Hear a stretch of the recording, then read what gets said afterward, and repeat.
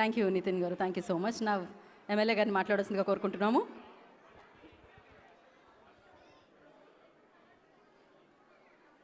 అందరికీ నమస్కారం. ఈరోజు ఆస్ట్రేలియా దేశంలో మెల్బోర్న్లో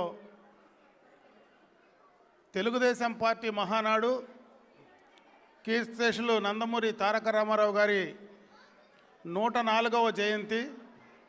ఈ సందర్భాన్ని పురస్కరించుకొని ఈ కార్యక్రమం ఈ ప్రాంతంలో ఇంత ఘనంగా నిర్వహించడం, ఈ కార్యక్రమంలో ఇక్కడ ప్రెసిడెంట్గా ఉన్నటువంటి అదేవిధంగా ఆ కమిటీ కానీ శ్రీకాంత్ కానీ సుమా కానీ వాళ్ళ కమిటీ అందరూ కూడా బ్రహ్మాండంగా కూడా ఈ కార్యక్రమాన్ని ఇక్కడ చేయడం చాలా సంతోషం అని చెప్పి సందర్భంగా తెలియజేసుకుంటున్నా. అయితే ఈ సందర్భంలో ఒక 2-3 విషయాలు మనం గుర్తుపెట్టుకోవాల్సినటువంటి అవసరం ఉంది. ఈరోజు తెలుగు వాళ్ళందరూ కూడా ఇంత పెద్ద కార్యక్రమం చేయడం కానీ, ప్రపంచం మొత్తం అంటే ప్రపంచంలో ఉన్నటువంటి అన్ని దేశాల్లో తెలుగువారిని ఏకం చేసినటువంటి వ్యక్తి, అదేవిధంగా తెలుగువారు ధైర్యంగా నేను తెలుగువాడిని అని అటు గతంలో మద్రాసీలుగా మనల్ని ఢిల్లీలో చూస్తూ ఉంటే తెలుగువారు కూడా కాలరెత్తుకొని తిరిగేటువంటి పరిస్థితి ఈరోజు కల్పించినటువంటి మహానుభావుడు కీర్తిశేషులు నందమూరి తారక రామారావు గారు. అదేవిధంగా ఈరోజు ఈ వేదిక పైన నాలాంటి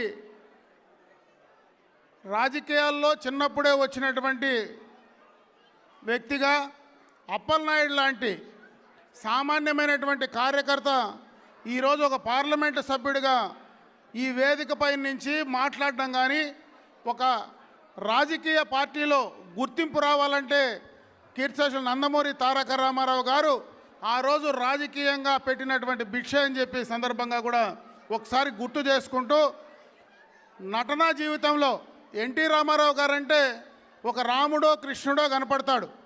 మనము దేవుణ్ణి డైరెక్ట్గా చూడలేకపోయినా దేవుని స్వరూపం మనం ఒకసారి మనసులో పెట్టుకుంటే అది నందమూరి తారక రామారావు గారి రూపంలో కనపడుతుంది.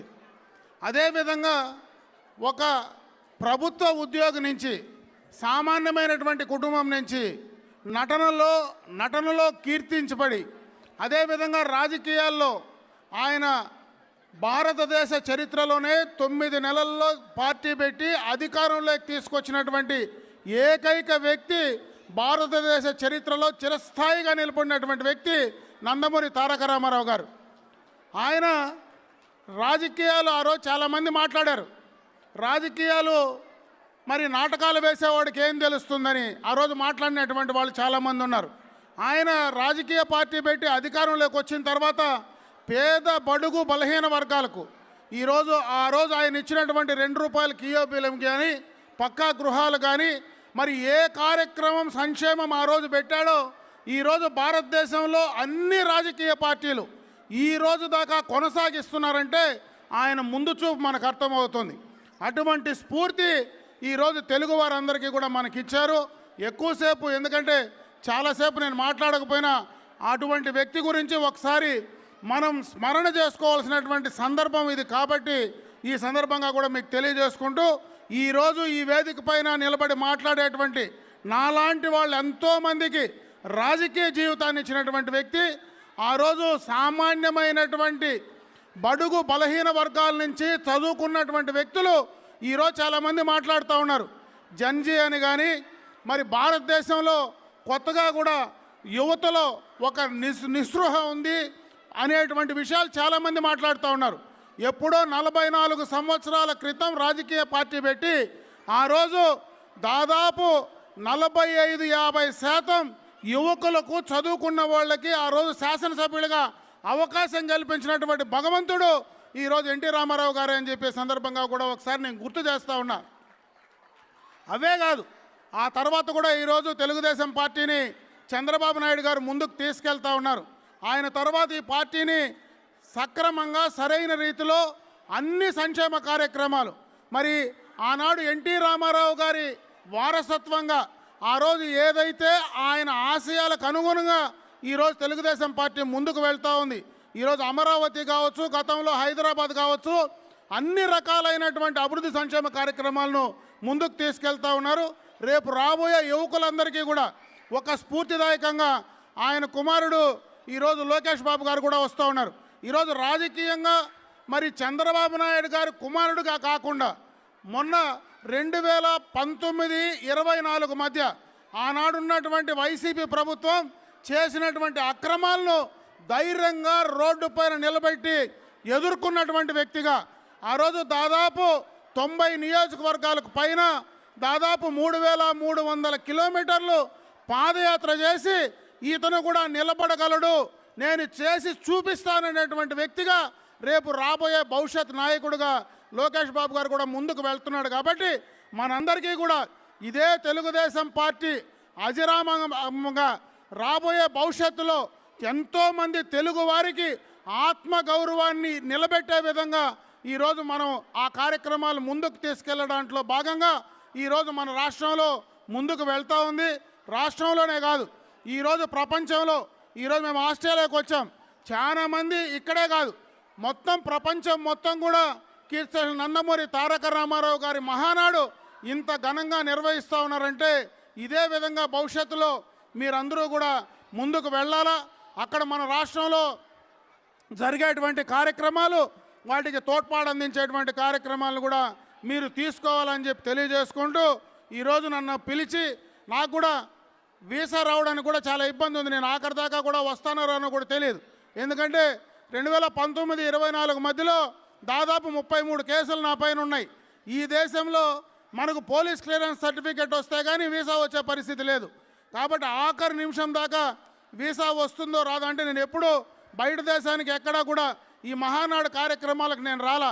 ఇక్కడ సుమంత్ కానీ అదేవిధంగా మీ అధ్యక్షుడు శ్రీకాంత్ కానీ వీళ్ళు కంటిన్యూస్గా మానిటర్ చేసి నువ్వు ఖచ్చితంగా రావాలంటే, అందుకే కూడా 4 సార్లు రిజెక్ట్ అయితే కూడా తీసుకొని ఈరోజు ఇక్కడికి రావడం, ఆ మహానుభావుడి కార్యక్రమాన్ని మీతో కలిసి పాలు పంచుకోవడం నిజంగా కూడా చాలా సంతోషం అని చెప్పి మరొకసారి మీ అందరికి కూడా తెలియజేసుకుంటూ ఈరోజు మిమ్మల్ని అందరినీ చూసి మాట్లాడి కలిసేటువంటి అవకాశం కలిగించినటువంటి తెలుగుదేశం పార్టీకి మరొక్కసారి మనస్ఫూర్తిగా కూడా మీకందరికి కూడా ధన్యవాదాలు తెలియజేసుకుంటూ సెలవు తీసుకున్నా. జై హింద్, జై ఎన్టీఆర్.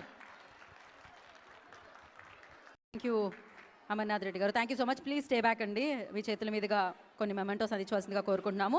కళాద్యుతి టీం వచ్చి మన ఎమ్మెల్యే గారి చేతుల మీదుగా మొమెంటోస్ అందుకుంటారు. మొమెంటోస్ తీసుకుని రండి. యా, ఎలా రాదండి వీసా, మీరు ఇవాళ కావాలి ఇక్కడ, మీ మాటలు వినాలి ఇక్కడ, అందుకనే వీసా వచ్చింది ఖచ్చితంగా. సో ఎస్, మీరు రావడం చాలా చాలా ఆనందదాయకం. మరొకసారి ప్రత్యేకమైన కృతజ్ఞత తెలియజేసుకుంటున్నాం. అఫ్కోర్స్ రాజకీయ నాయకుల సమయం అనేది చాలా చాలా విలువైనది. అలాంటి విలువైన సమయాన్ని ఇక్కడ తెలుగువారి కోసం ఆయన ఇచ్చి ఇంత దూరం వచ్చినందుకు మరొకసారి మనం ఆయనకి కృతజ్ఞతలు తెలియచేయాలి.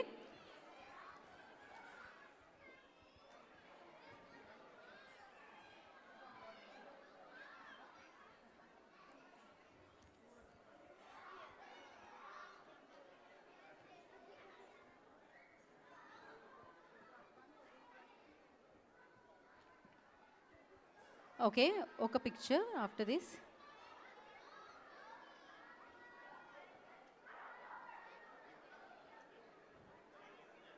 ఒక ఫోటో కోసం.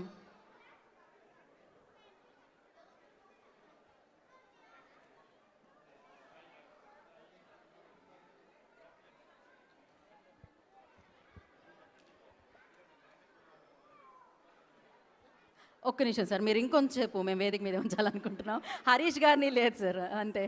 హరీష్ గారిని కూడా వేదిక మీద జాయిన్ అవ్వాల్సిందిగా కోరుకుంటున్నాం, మన ఎంపీ గారిని. అలాగే అప్పలనాయుడు గారిని కూడా వేదిక మీద జాయిన్ అవ్వాల్సిందిగా కోరుకుంటున్నాం. అండ్ అలాగే మన Melbourne Telugudesam party president Srikanth గారిని వేదిక మీద రాష్ట్రంగా స్వాగతం పలుకుతున్నాం. వైస్ ప్రెసిడెంట్ సుమా గారిని along with all the committee members I request please join the stage అండి ఫర్ వన్ ఫోటో ఆప్. ఒక ఫోటో ఆప్ కోసం so Melbourne Telugudesam party committee members అందరినీ కూడా వేదిక మీదకి ఆహ్వానం పలుకుతున్నాము. అప్పలనాయుడు గారిని వేదిక రాష్ట్రంగా స్వాగతం పలుకుతున్నాము. కేవీ గారు please join the stage. Surendra గారు I request please join the stage అండి. ఐ నో, నాకు తెలుసు, అండ్ మీరు ప్లీజ్ జాయిన్ అవ్వండి. ఓకే, సో ఇప్పుడు మెల్బోర్న్ తెలుగుదేశం పార్టీ వైపు నుంచి ఇవాళ సమయాన్ని కేటాయించి ఇక్కడికి విచ్చేసిన మన లీడర్స్, మన నేతలు, వారికి ఒక చిరు బహుమతి అనమాట. One memento.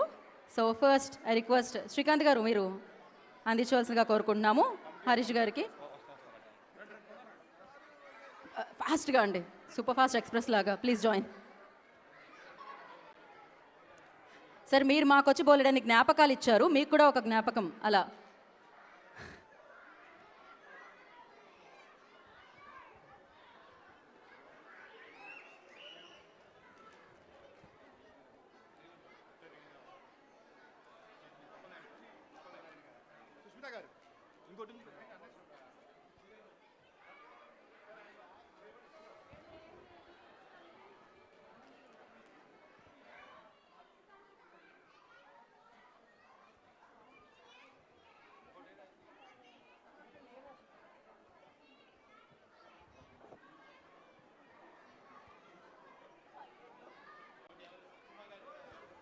సుమ గారు చూసారండి ఎన్ని పనులు జరుగుతున్నాయో ఇక్కడైతే, ఎంత కష్టపడుతున్నారో ఒక ప్రోగ్రామ్ని చేయడానికైతే. ఖచ్చితంగా ఇంతమందిని కలపాలి, ఇన్ని ఆర్గనైజ్ చేయాలి అంటే చాలా సమయం అండ్ చాలా కష్టం ఉంటుంది. సో దానికి ఫలితాన్నే ఇప్పుడు మనం చూస్తున్నాము.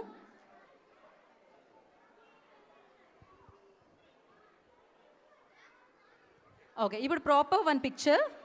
ఒక ఫోటో కోసం శ్రీకాంత్ గారిని ఫోటోలో కనిపించేలా నుంచోవలసిందిగా కోరుకుంటున్నాం. ఇందాక నుంచి వెనకే ఉంటున్నారు. కమిటీ మొత్తం అందరూ ఎక్కడున్నారు?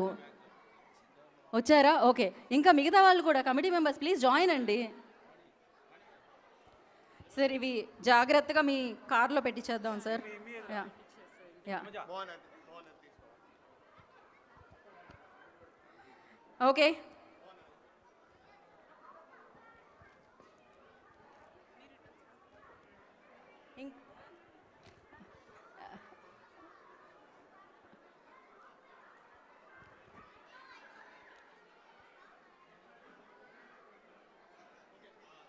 ఓకే,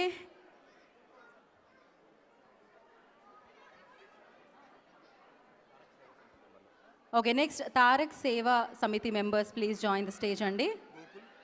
గోకుల్, భరత్, రంజిత్, నవీన్, ఇంకెవరున్నా వచ్చేసేయండి ఆ సమితికి సంబంధించి. నితిన్ గారు ప్లీజ్ జాయిన్ స్టేజ్ అండి. నితిన్ గారిని నేను ఇప్పుడు 4వ సారి ఇన్వైట్ చేస్తున్నట్టున్నాను. మోహన్ గారు ప్లీజ్ జాయిన్. సుమంత్ గారు ప్లీజ్ జాయిన్ స్టేజ్ అండి. తారక్ సేవా సమితి నుంచి భరత్ గారు ప్లీజ్ జాయిన్ స్టేజ్. గోకుల్ గారు, రంజిత్ గారు ప్లీజ్ జాయిన్ స్టేజ్ అండి.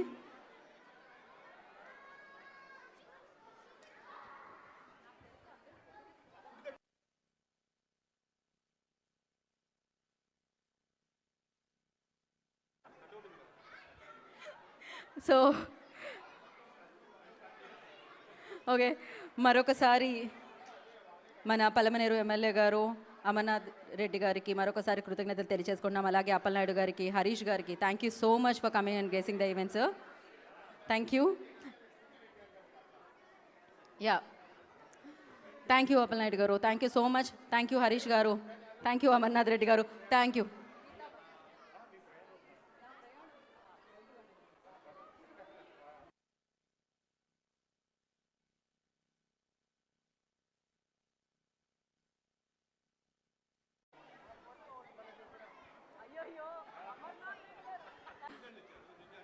ఆఫ్టర్ దిస్ పిక్చర్ మనకి ఇంకొన్ని పర్ఫార్మెన్సెస్ ఉన్నాయండి, లోకల్ టాలెంట్ పర్ఫార్మెన్సెస్. వాటిని కూడా మనం వీక్షిద్దాం బికాస్ పిల్లలు చాలాసేపటి నుంచి రెడీ అయి వెయిట్ చేస్తున్నారు.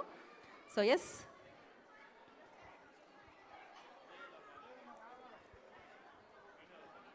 అలాగే ఇవాళ ఈ కార్యక్రమాన్ని ఇంత సజావుగా ఇంత చక్కగా జరుపుకున్నామంటే దానికి కారణం sponsors. So platinum sponsors Lanco హోమ్స్కి, ద ఫుడ్ స్క్వేర్కి అండ్ శ్రీనివాస్ తాటా గారికి, అలాగే గోల్డ్ స్పాన్సర్స్ లెగసీ రియల్టోర్స్కి అండ్ శ్రీనివాస్ బ్లైన్స్కి, ఏఎంఎస్కి అండ్ అలాగే car fix, citadel and zing వీళ్ళందరికీ కూడా ప్రత్యేకమైన కృతజ్ఞత తెలియజేసుకుంటున్నాము.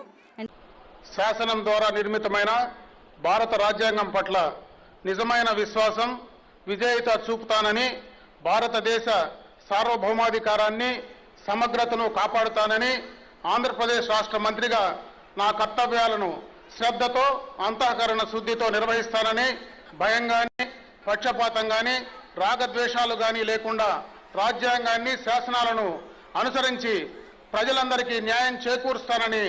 చిత్తూరు జిల్లా కీలావతి గ్రామానికి చెందిన అమర్నాథ్ రెడ్డిది రాజకీయ నేపథ్యం ఉన్న కుటుంబం. అమర్నాథ్ రెడ్డి తండ్రి రామకృష్ణారెడ్డి 3 పర్యాయాలు పొంగనూరు ఎమ్మెల్యేగా, ఒకసారి చిత్తూరు ఎంపీగా పనిచేశారు. 2014 ఎన్నికల్లో వైసీపీ టికెట్ పై పలమనేరు ఎమ్మెల్యేగా గెలుపొందిన అమర్నాథ్ రెడ్డి 2016లో తిరిగి టీడీపీ గూటికి చేరారు. తెలుగుదేశం పార్టీలో గ్రామ కమిటీ అధ్యక్షుడి నుంచి అంచెలంచెలుగా ఎదిగి తెలుగు యువత రాష్ట్ర అధ్యక్షుడు, జిల్లా పార్టీ అధ్యక్షుడిగా పనిచేశారు అమర్నాథ్ రెడ్డి. 1985లో గ్రామ టీడీపీ కమిటీ అధ్యక్షుడిగా పనిచేసిన అమర్నాథ్ రెడ్డి 2 దఫాలుగా మండల కమిటీ అధ్యక్షుడిగా ఉన్నారు. 2000 నుంచి 2007 వరకు తెలుగు యువత రాష్ట్ర అధ్యక్షుడిగా, 2007 నుంచి 2012 వరకు చిత్తూరు జిల్లా టీడీపీ అధ్యక్షుడిగా ఉన్నారు.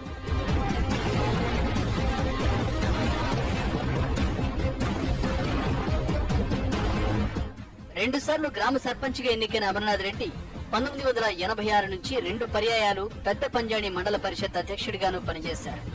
1995లో డీసీసీబీ అధ్యక్షుడిగా ఎన్నికయ్యారు. 1996లో జరిగిన ఉప ఎన్నికల్లో పుంగనూరు ఎమ్మెల్యేగా గెలుపొందారు. 1999లో ఓటమి పాలైన 2004లో విజయ ఢంకా మోగించారు.